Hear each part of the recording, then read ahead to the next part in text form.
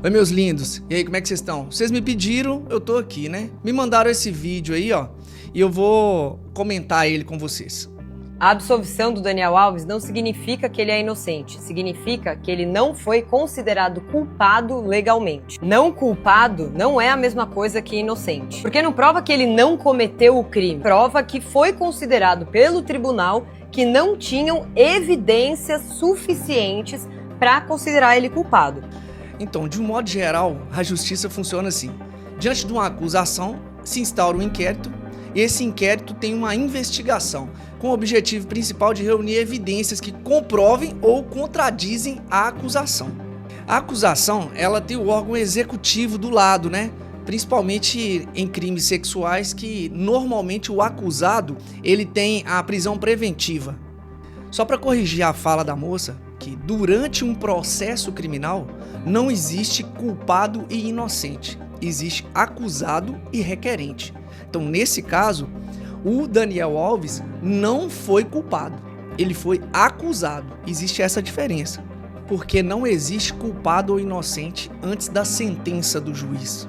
O juiz é quem vai determinar se o acusado é culpado ou ele é inocente. Os advogados de cada parte têm a função de elaborar as melhores argumentações, né, diante da acusação e da defesa, reunindo as informações e provas e evidências, cada um para o seu lado.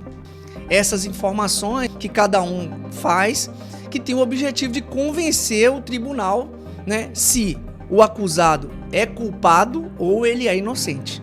Dentro disso, a gente pressupõe que o corpo judicial, ele tem o compromisso com a justiça e, além de tudo, são pessoas que estudaram para estar ali. Então, a gente pressupõe que, né, o promotor de justiça vai promover a justiça. A gente leva esse caso a um tribunal, a pessoas que são qualificadas para isso, justamente porque essas pessoas estudaram para isso. Porque senão a gente ia estar igual na Idade Média, né? A gente acusa uma pessoa de alguma coisa, leva em praça pública para ser julgado por pessoas que nem sabem o que aconteceu direito, as pessoas não sabiam nem ler, nem escrever. Então, por isso que a gente tem a justiça, as pessoas que trabalham nesse ramo, nessa atuação. Mas aí eu quero lembrar um caso aqui no Brasil mesmo, da Mariana Ferrer. Será que ela quer mesmo falar de caso aqui no Brasil?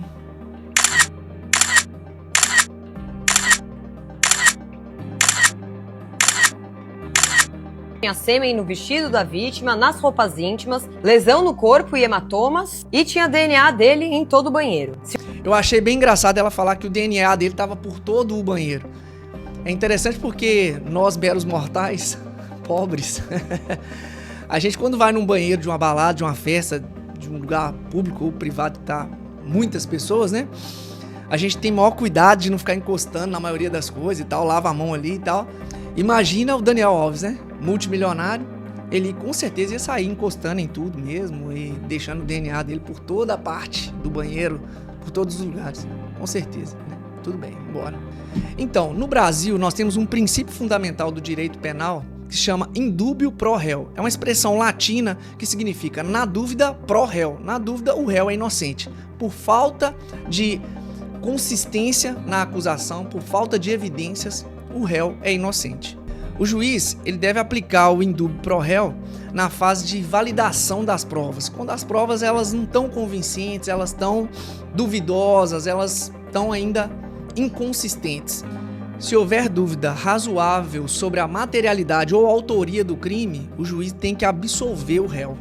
O princípio de indúbio pro réu, ele está consagrado na Constituição Federal através do princípio da presunção de inocência. Revogaram a sentença do Daniel Alves alegando lacunas, inconsistências, imprecisões e contradições. E só lembrando que tiveram várias inconsistências tanto nos depoimentos do Daniel quanto da suposta vítima também, tá? Várias inconsistências.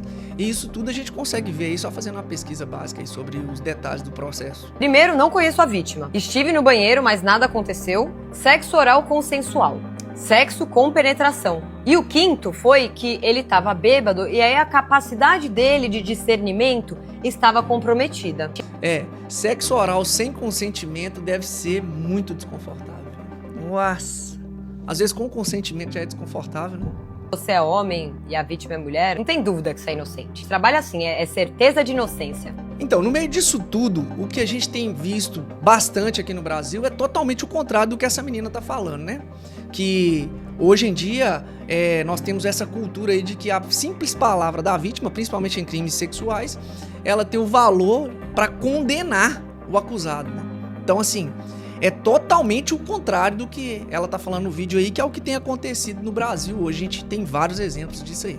O que a gente tem que pensar hoje é o efeito colateral terrível que essas falsas denúncias têm causado sobre as denúncias verdadeiras, né? Sobre as pessoas que realmente estão sofrendo esse tipo de violência. Enquanto mulheres usam essa ferramenta por vingança ou para destruir a vida de homens inocentes, outras mulheres estão sofrendo na mão desses criminosos que realmente deveriam estar atrás das grades. Vamos pensar sobre isso.